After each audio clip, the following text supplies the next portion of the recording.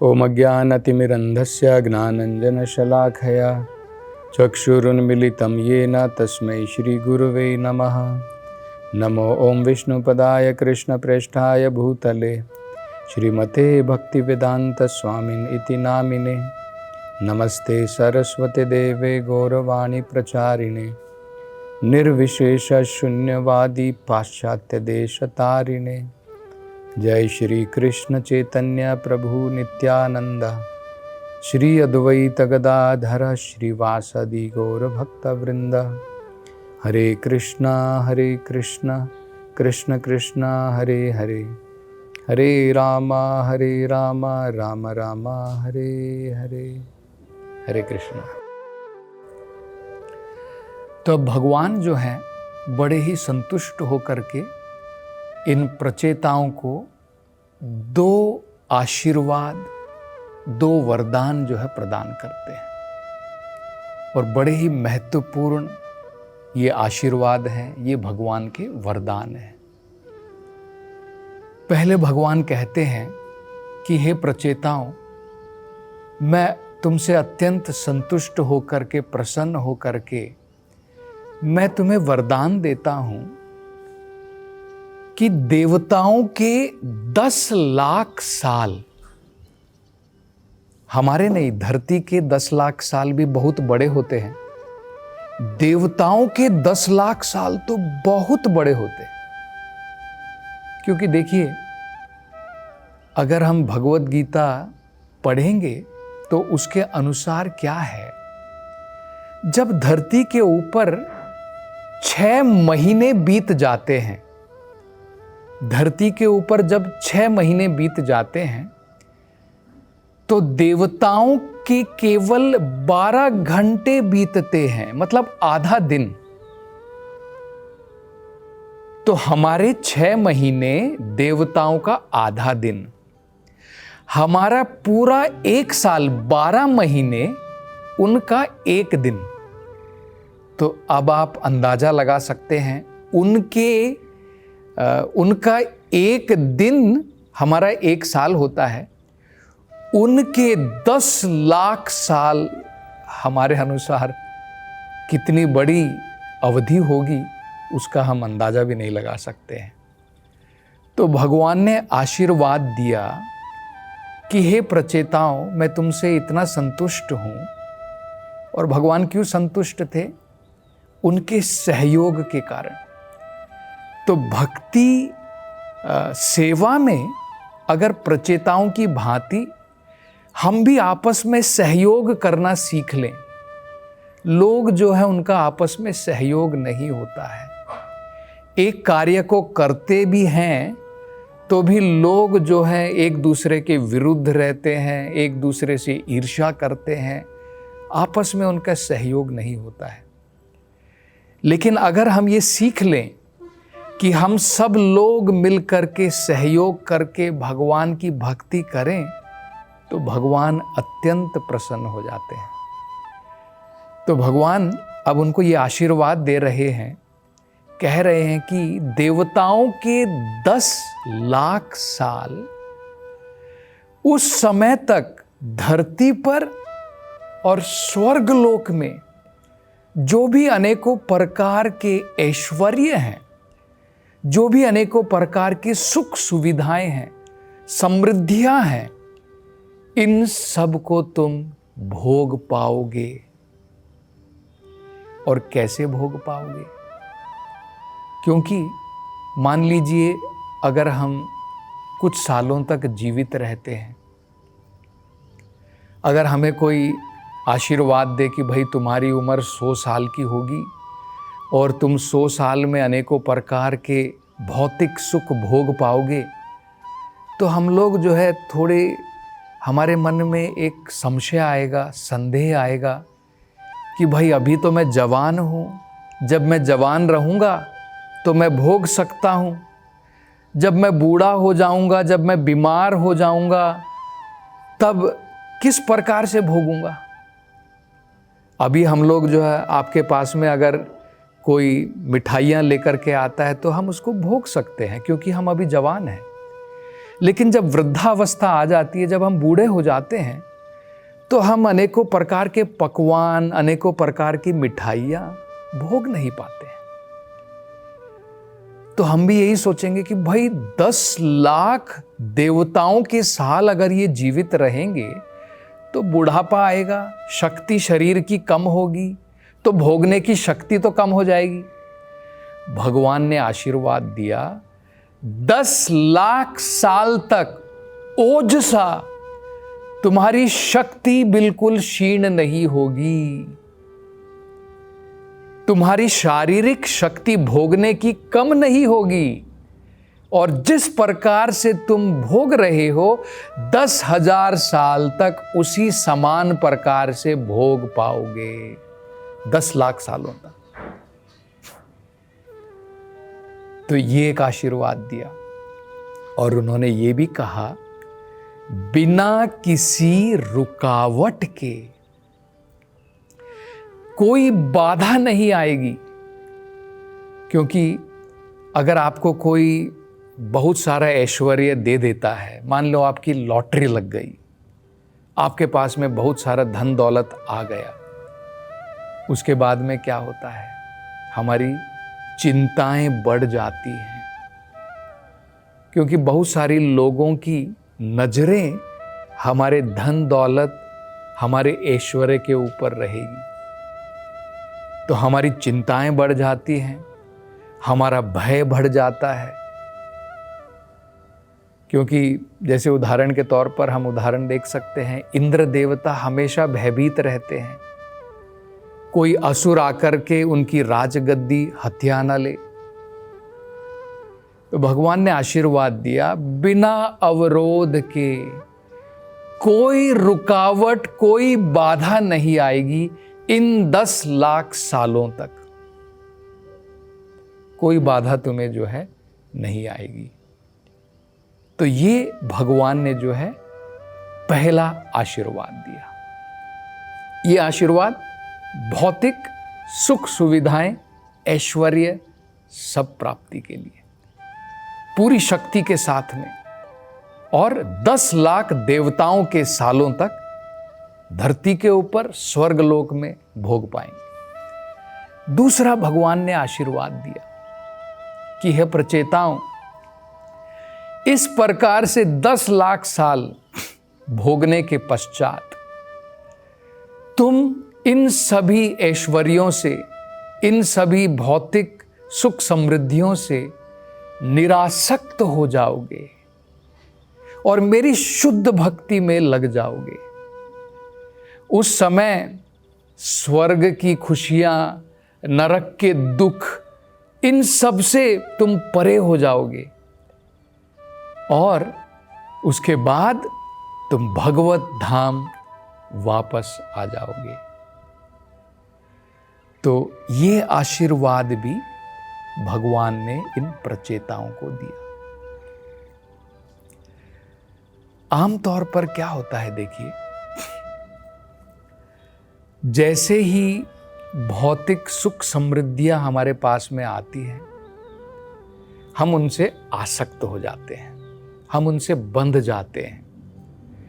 आपको नई कार मिल गई, आपने जो है मेहनत करके बड़ा अपार्टमेंट बनाया है, बंगला बनाया है, तो अगर कल आपको कोई कहे कि भाई थोड़े दिन आप उसमें रहो, उसके बाद उसका त्याग कर दो, तो क्या ये हमारे लिए बहुत आसान है? बहुत मुश्किल है। हम जिन चीज़ों को बटोरते हैं इस संसार में, हम उनसे आसक्त हो जाते हैं। हमारे घर से, हमारे परिवार से, हमारे बैंक बैलेंस से, हमारी जो भी वस्तुएं हैं भौतिक संसार में भोग की, उन सब से हम आसक्त हो जाते हैं। इसी आसक्ति के कारण हमें बार बार जन्म लेना पड़ता है। हमें निरासक्त होना है, इनका उपयोग करना है, लेकिन निरासक्त रहना है। तो भगवान ने आशीर्वाद दिया, 10 लाख सालों तक भोग भी करोगे, लेकिन उसके बाद में आसक्ति नहीं रहेगी कि अरे भाई अब 10 लाख साल हमने भोग लिए, अब आगे क्या, ये सब हमारे हाथ से छूट जाएगा। नहीं, पूर्ण रूप से निरासक्त हो करके वो कहते हैं कि तुम भगवत धाम वापस लौट आओगे। उस समय तुम्हारी आसक्ति नहीं रहेगी कि स्वर्ग लोक में अनेकों प्रकार के सुख हैं, नरक लोक में अनेकों प्रकार के दुख हैं। इन दोनों प्रकार के द्वंद्वों से ऊपर उठ करके तुम भगवत धाम वापस आ सकोगे। ये भक्ति के लक्षण होते हैं। जब भक्त जो है, जब व्यक्ति भगवान की भक्ति में लगता है तो इस भौतिक संसार से अपने आप ही वो निरासक्त हो जाता है। अपने आप ही उसके मन के अंदर में इस भौतिक संसार से निरासक्ति आ जाती है। उसको क्या कहते हैं? वैराग्य कहते हैं। तो भगवान का भक्त इन भौतिक चीजों को जो भगवान ने उसको प्रदान की हैं, उनसे आसक्त नहीं रहता है, उनका प्रयोग करता है। ये बहुत महत्वपूर्ण है भगवान की भक्ति में। हम सबको ये सीखना चाहिए। अनासक्तस्य विषयान, विषयों की वस्तुओं से आसक्त मत रहिए, उनका केवल प्रयोग कीजिए। किस लिए? शरीर के लिए उतना जितना जरूरत है, भगवान के लिए पूर्ण रूप से। ये बहुत महत्वपूर्ण है। हमारे सुख सुविधा के लिए उतना जितना जरूरत है, भगवान के लिए पूर्ण रूप से। तो जितनी भी वस्तुएं हैं इस भौतिक संसार में, उनका संबंध भगवान के साथ में है। हमें तो केवल कुछ समय के लिए दी गई हैं ये वस्तुएं, तो हमें हमेशा ये हमारे मन में भावना होनी चाहिए कि ये सारी वस्तुएं भगवान की हैं, भगवान के लिए ही इनका प्रयोग होना चाहिए। अगर इनका मालिक भगवान है तो इनका प्रयोग भी भगवान के लिए ही होना चाहिए। मुझे तो कुछ समय के लिए भगवान ने दी हैं, तो जितना इस भौतिक संसार में रहने के लिए, आत्मा और शरीर को एक साथ रखने के लिए जितनी जरूरत है, उसका मैं प्रयोग करूंगा। अन्यथा इन सभी वस्तुओं का प्रयोग भगवान के लिए मैं करूंगा। ये भावना अत्यंत महत्वपूर्ण है। इसको कह सकते हैं अनासक्तस्य विषयान, कि हमें इन वस्तुओं से निरासक्त रहना है, अनासक्त रहना है, हमें आसक्त नहीं होना है। मतलब आज ये अगर हमारे पास में है, मान लीजिए आज हमारे पास में भगवान की कृपा से कुछ टेक्नोलॉजी है जिसके द्वारा हम भगवान का प्रचार कर सकते हैं। जैसे मान लीजिए ये आस्था चैनल पर ये कथाएं चल रही हैं। भगवान की कृपा से अगर हमें ये सुविधा मिलती है कि हम भगवान के नाम का प्रचार कर सकें इस तकनीक का, इस टेक्नोलॉजी का प्रयोग करके, तो बहुत बढ़िया बात है। हमें ये नहीं सोचना चाहिए कि भाई इस चैनल का प्रयोग करके मुझे फेमस बनना है, मुझे बड़ा बनना है। जैसे मान लीजिए आजकल हम लोग देखते हैं सोशल मीडिया जो होता है, लोग जो हैं पागल हो चुके हैं प्रैक्टिकली। आप जगह जगह पर जाएंगे, देखेंगे, मंदिरों में भी जाएंगे तो आप देखेंगे आजकल लोग किस प्रकार से मतवाले हो गए। कैमरा लेकर के घूमते रहते हैं और कैमरा लेकर के भगवान का दर्शन उसमें मन नहीं लगा रहे हैं कि मैं इस मंदिर में आया हूँ और मैं सब लोगों को मंदिर दिखा रहा हूँ। बढ़िया बात है, लोग जो है भगवान के दर्शन कर रहे हैं, बहुत बढ़िया बात है। लेकिन हम भगवान के ऊपर ध्यान नहीं लगा रहे हैं। हम जो है केवल दिखा रहे हैं कि भाई इस प्रकार का मंदिर है और ये है, और हमारा विचार क्या है कि इस प्रकार से मैं अलग अलग जगह दिखाऊंगा लोगों को और लोग जो हैं लाइक करेंगे और मेरा चैनल सब्सक्राइब करेंगे और मेरे फॉलोअर बढ़ जाएंगे।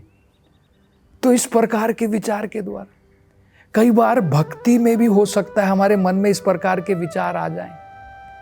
इन सब चीजों से हमें दूर रहना है।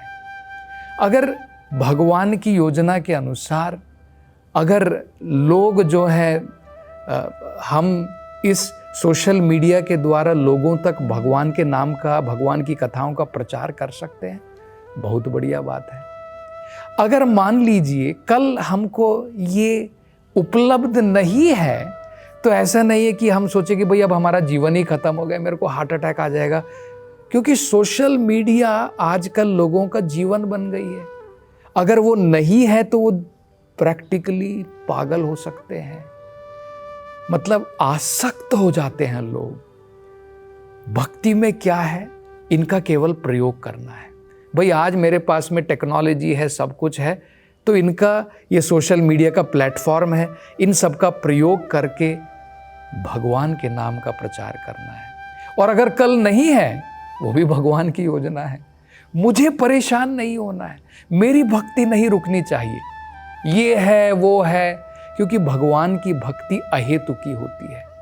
उसमें कोई कंडीशन नहीं है कि मैं भगवान की भक्ति तभी कर सकता हूं जब सोशल मीडिया है या ये है या वो है, ऐसा नहीं है। दूसरा, हमें यहां पर यह भी समझना है, भगवान कह रहे हैं कि वे भगवत धाम वापस आ जाएंगे। ये बड़ा महत्वपूर्ण है, क्योंकि स्वर्ग लोक तक भी जाने के बाद में इस भौतिक संसार में कोई जगह नहीं है जहां पर जन्म मृत्यु के चक्र से हम छुटकारा पा सकें।